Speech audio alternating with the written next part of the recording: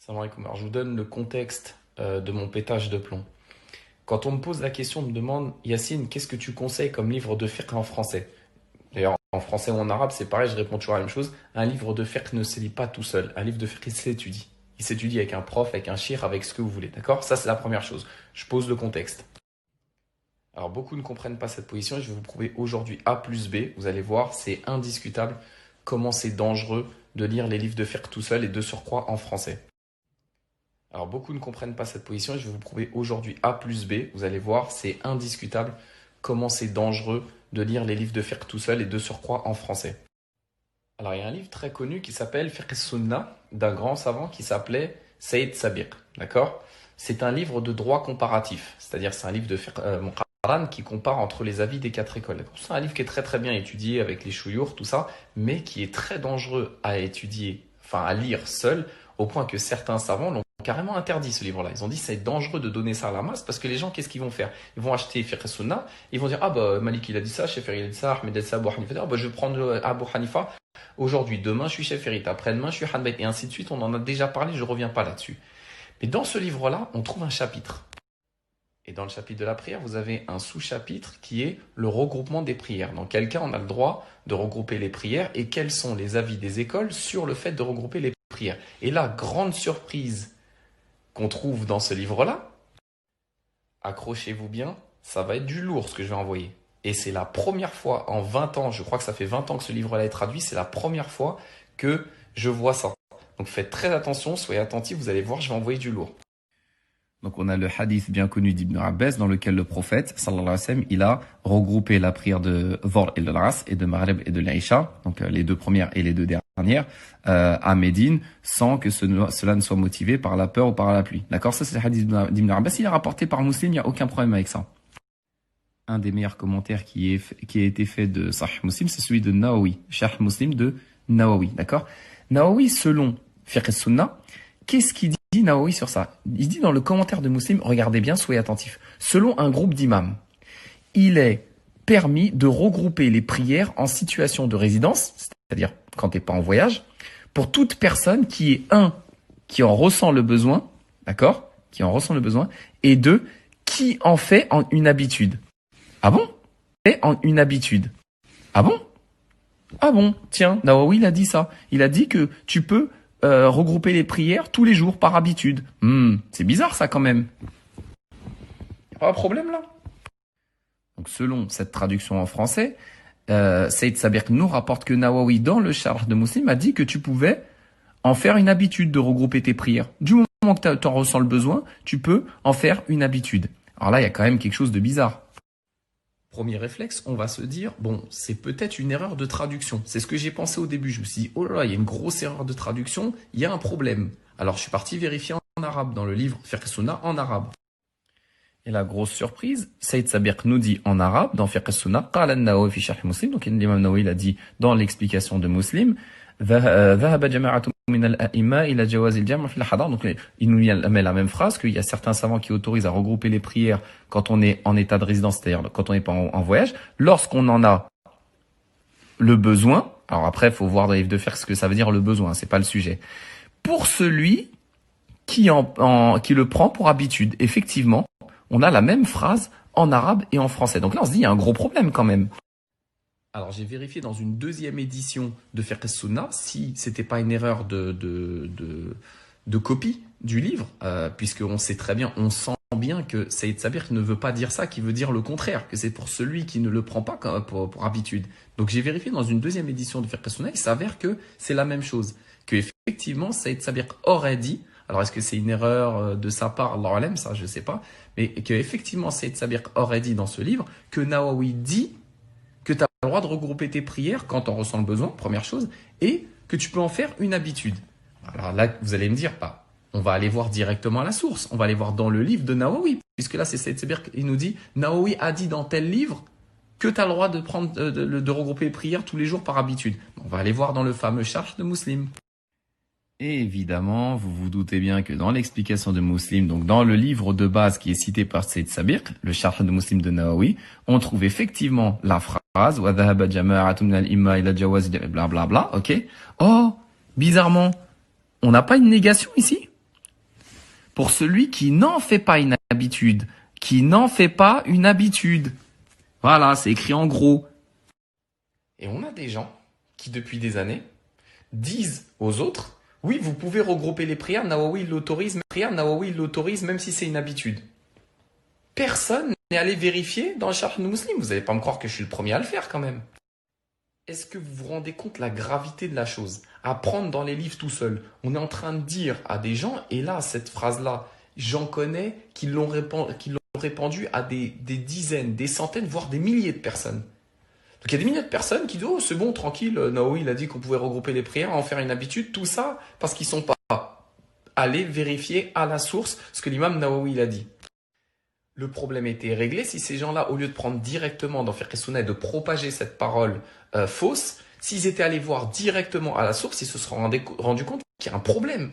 Voire même s'ils n'étaient pas allés voir à la source. On voit bien, même la phrase n'a aucun sens, on voit bien que c'est logique, qu'il y a une négation qui a été oubliée, on le voit bien.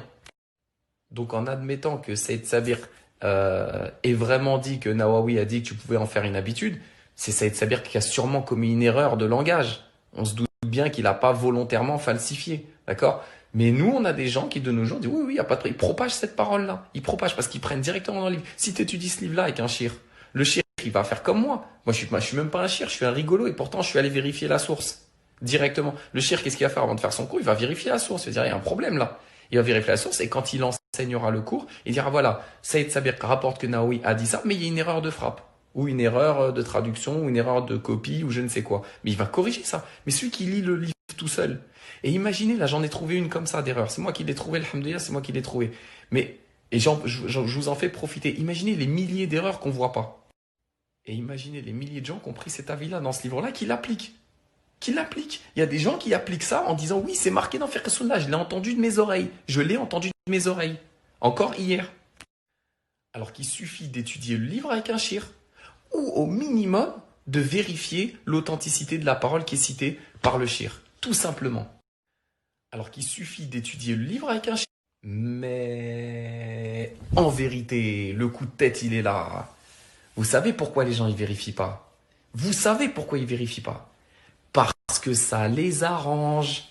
Ça les arrange. Ah, c'est bon, j'ai trouvé dans un livre que c'est autorisé de regrouper les prières par habitude. Ils vont pas les vérifier. Pourquoi? Parce que ça les arrange de pouvoir regrouper leurs prières. Ils veulent pas la vérité. Ils veulent leur passion. Coup de tête encore. Donc, celui qui cherche à satisfaire ses passions, quand il tombe sur des paroles comme ça, tout simplement, alors qu'il suffit d'étudier le livre avec un chien. Mais en vérité, le coup de tête, il est là. Vous savez pourquoi les gens ne vérifient pas? Vous savez pourquoi ils ne vérifient pas? Parce que ça les arrange. Ça les arrange. Ah, c'est bon, j'ai trouvé dans un livre que c'est autorisé de regrouper les prières par habitude. Ils vont pas les vérifier. Pourquoi? Parce que ça les arrange de pouvoir regrouper leurs prières. Ils veulent pas la vérité. Ils veulent leur passion. Coup de tête encore. Donc, celui qui cherche à satisfaire ses passions, quand il tombe sur des paroles comme ça, ah, il est apaisé. Alhamdoulilah, je peux regrouper mes prières sans problème. Nawawi l'a dit. Comme si d'ailleurs Nawawi c'était le prophète, hein, avec tout le respect et l'amour qu'on a pour Nawawi. Mais il est content, son âme elle est apaisée. Oh c'est bon, ça fait 10 ans que je regroupe mes prières, je suis rassuré. Hein, Nawawi il a dit que tu pouvais. Mais celui qui cherche la vérité, qu'est-ce qu'il va faire? Il va les vérifier, comme j'ai fait. Et il va découvrir la supercherie. Et il va en faire profiter les snappers. Alhamdoulilah. Et il va découvrir la supercherie. Donc, comme la story est un peu longue et un peu en mode énervé, humoristique en même temps, on rigole ensemble, hein, ça fait longtemps que je ne l'ai pas fait, je vais quand même vous mettre sérieusement le snap, d'accord? Je vais vous mettre les photos, comme ça vous pouvez screener et diffuser sur vos réseaux sociaux, tout ça, l'erreur, d'accord? Surtout ne screenez pas que la première photo où Nawawi il a dit en français hein, ou en arabe, parce que là vous allez égarer les gens. Donc screenez les 3 photos, celle en français, celle en arabe et la vraie référence dans Muslim et propagez ça en disant aux gens, attention, il y a une erreur. Alors ça veut pas dire que le livre de Saïd Sabir n'est pas bien, que Fiqh Sunna n'est pas bien. Non, non, non, on remet pas en cause Saïd Sabir. Ça arrive de faire une erreur dans un livre ou une mauvaise traduction, une mauvaise... Ça, il n'y a pas de problème. On remet pas en cause le travail de Saïd Sabir qui est de son livre Fiqh Sunna. Par contre, on dit aux gens, ne prenez pas les livres de Fiqh seuls, allez les étudier.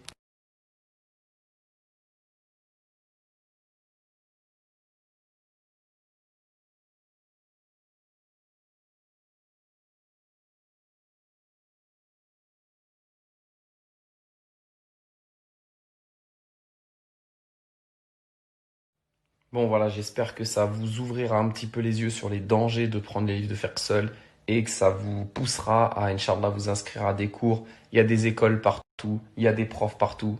C'est pas ce qui manque. Donc, Inch'Allah, arrêtez de lire les livres seuls et allez. السلام عليكم ورحمة الله. بعد أعوذ بالله السميع العليم من الشيطان الرجيم. بسم الله الرحمن الرحيم. الحمد لله رب العالمين وبه نستعين وصلى الله على محمد وصحبه الطاهرين وعلى الله دائما أجمعين.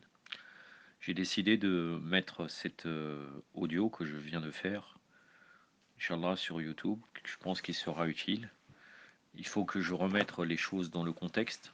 En fait, je m'adresse à un frère pour lui répondre, pas pour lui répondre à lui directement, mais à un salafiste qui avait dit, Sayyid Saber, qui est un savant d'El-Azhar, se serait trompé sur un propos de Nawawi, sur le regroupement de la prière, et comme quoi en gros on ne pourrait pas regrouper la prière seulement dans les cas extrêmes de nécessité, et ça ne doit pas être une habitude, c'est ce qu'il a falsifié.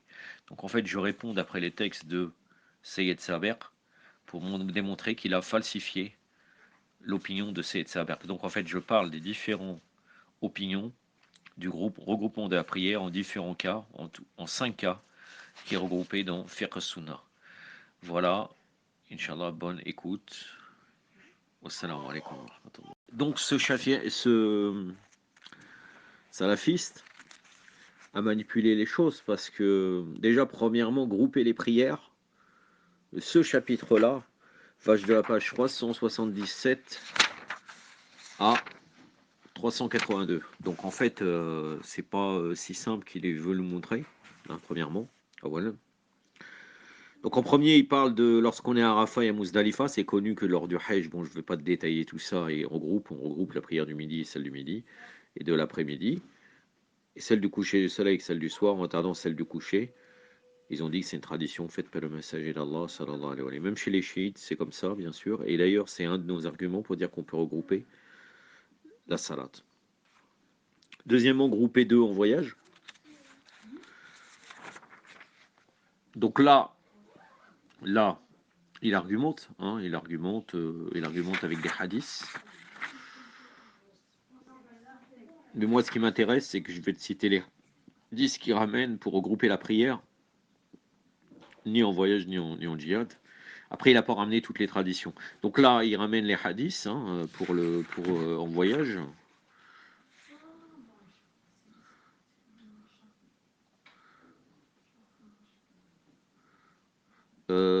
Par exemple, il y a un fait intéressant en voyage. Il dit les histoires ont dit que la bataille de Tabouk a lieu en le 9 de l'Hégire.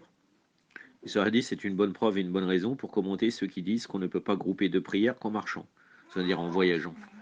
Car il a groupé deux prières malgré qu'il était installé dans sa tente, alors il est sorti pour faire les deux prières ensemble, puis est revenu à sa tente.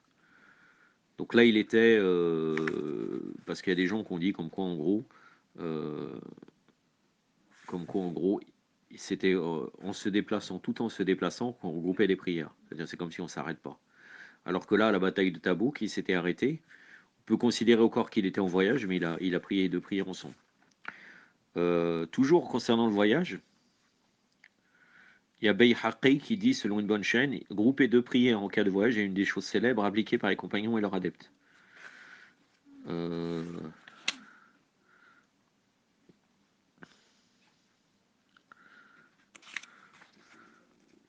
on regarde par exemple sur le hadith de la bataille de Tabouk, Malik a rapporté dans le Muwatta, il a retardé la prière un jour lors de la bataille de la Tabouk, il est sorti pour faire celle du midi et celle de l'après-midi ensemble. Puis il est rentré après un certain temps, il est sorti pour faire. Donc ça veut dire qu'en fait, il n'avait pas fait le dor au début du temps, il a regroupé. Sallallahu alayhi wa alayhi. Shafiri, il a dit, il est rentré, il est sorti, veut dire qu'il a été installé dans sa tente. Tout ça, c'est dans Fiqh Sunnah. C'est-à-dire qu'en fait, c'est de la manipulation.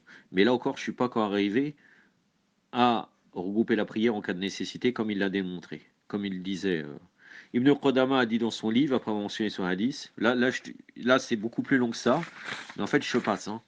C'est un hadith authentique dont la chaîne est aussi authentique. Bon, en fait, là, après, il y avait Ibn Taymiyyah qui dit que la, c'est comme l'effleurement des chaussons, c'est une, c'est grouper les prières d'une permission. Ibn Taymiyyah dit c'est la doctrine, c'est-à-dire comme quoi on peut grouper la prière dans le voyage. Ibn Taymiyyah dit c'est la doctrine. En fait, c'est pas Ibn Taymiyyah qui parle de l'effleurement des chaussons, mais lui il dit en plus grouper les prières d'une permission accordée, ça c'est Sayyid Saber qui dit ça. Ibn Taymiyyah dit c'est la doctrine de la majorité des ulama. En fait, lorsque le prophète faisait la prière abrégée ou groupée avec ses compagnons, il s'est ordonné personne d'entre eux d'avoir intention de l'abrégement ou de regroupement. Au contraire, lorsqu'il est sorti de la Médine pour la Mecque, il a prié 2 rakas sans grouper les prières, puis il a fait la prière de midi à Arafat, etc., etc. Donc après, il y a la prière, grouper la prière en état de pluie, hein, quand il pleut. Là, par exemple, ils ont un hadith de Bukhari qui dit il a groupé la prière du coucher du soleil avec celle du soir dans une nuit pluvieuse. Shafi'i, il dit qu'il a groupé la prière du midi avec celle de l'après-midi et la prière du coucher du soleil avec celle du soir, seulement dans les temps de celle du midi et de celle du coucher du soleil. C'est-à-dire qu'en fait, là où il était au début du temps, dehors, et il a fait le ras, comme nous on fait. Et même au coucher du soleil, il a fait l'Aïcha.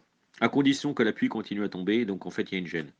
Parce que ça, c'est important, parce que la partie 5 que ce salafiste a dit, c'était grouper les prières en cas de nécessité. Donc là aussi, c'est une nécessité, l'appui. Après, il y a des divergences, Malek, etc., Rambalit. Hein, je ne vais pas te rentrer dans ça. Le quatrième, c'est grouper la prière à cause d'une maladie ou d'une excuse légale. Donc là, maladie, excuse légale. Par exemple, ils ont dit celui qui craint quelque chose, la nourrice qui lui est difficile de changer de robe à chaque prière, celle qui souffre des fuites du sang. Donc là, c'est istihada, bien entendu. Celui qui souffre de l'énurésie, celui qui est incapable. Donc istihada, pseudo-menstruation. Métro, c'est pas métro. Celui qui est incapable de garder son état de pureté, celui qui craint quelque chose sur sa personnalité, son argent ou son honneur, enfin celui qui craint un danger qui peut attaquer sa vie, s'il ne groupe pas ses prières.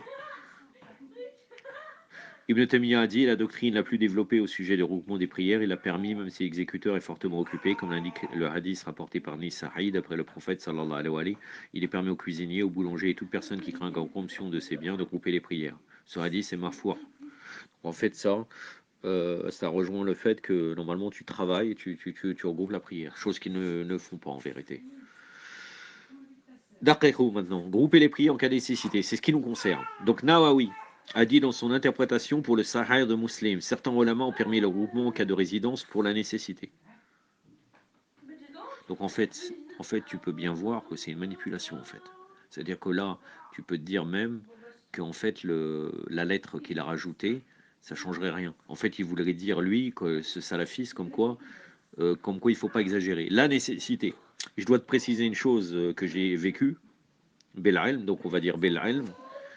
La nécessité chez les mukhalifines est très large. Je vais te donner un exemple. C'est pas pour pas que tu manges plus de viande halal. Moi, je continue de manger de la viande dans les boucheries. Mais tu dois savoir que la règle de la nécessité, il l'applique dans la viande halal. C'est-à-dire que le bœuf, quand il est égorgé, le cou est dirigé en direction du ciel. Et c'est une excuse fallacieuse, c'est juste pour le repos de celui qui égorge. Ça veut dire que celui qui égorge, il va monter sur un escalier et coupe le cou du bœuf, tu vois. Alors que moi, quand j'ai travaillé avec les abattoirs, j'ai contrôlé les abattoirs avec les Iraniens pour l'Iran. En Belgique, on avait un vieux Marocain et après c'était un Algérien, un imam algérien qui le faisait.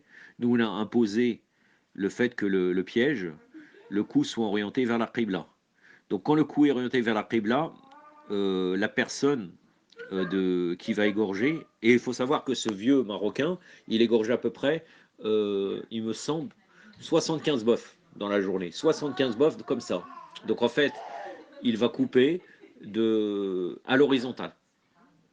Non, à la verticale, non pas à l'horizontale, tu vois. Alors eux, ils ont dit la nécessité. Donc c'est pour dire quoi? C'est pour dire que chez les mukhalifines, la nécessité, c'est une chose qu'ils appliquent très souvent. Lui, il la critique quand ça l'arrange, ce salafiste, mais c'est une chose que ils exagèrent dans ça. À tel point qu'on peut douter sur la viande halal, la viande soi-disant halal qu'on mange, tu vois. Parce que je sais, moi, qu'ils orientent le cou en direction du ciel pour qu'ils puissent couper à l'horizontale et être à l'aise l'égorgeur.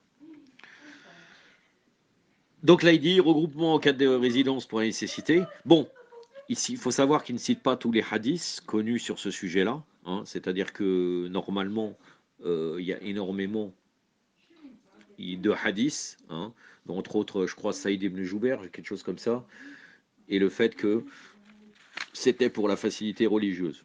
Mais regarde, donc là, je te continue. Donc là, il a cité Nawawi, c'est la doctrine de Ibn Sirin et Ashab qui est un malikite. Finalement, je vais te lire tout. Et tu vas voir que prendre un seul passage et enlever, et après trouver une traduction qui l'arrange bien, c'est très facile. Ou bien une lettre pour manipuler le sujet, c'est très facile. C'est la doctrine de Ibn Sirin et Ashab qui est un malikite. Donc faut bien comprendre que là, dans ce sujet-là, euh, Syed Saber, comme dans d'autres sujets, il fait pas son propre avis. Parfois, il prend position en disant c'est mieux, mais là, il dit rien. Il cite les opinions. C'est la doctrine de Ibn Sirin et Ashab qui est un malikite. El-Khattabi l'a rapporté d'après El-Qaffa, le grand Shafiri, Shashi, bon, non, Shashi, le grand Shashi qui est un Shafirite. Abu Isaac El-Marwasi et un groupe de Rolama qui suivent les hadiths. Et enfin, c'est la doctrine choisie par Ibn Mudner.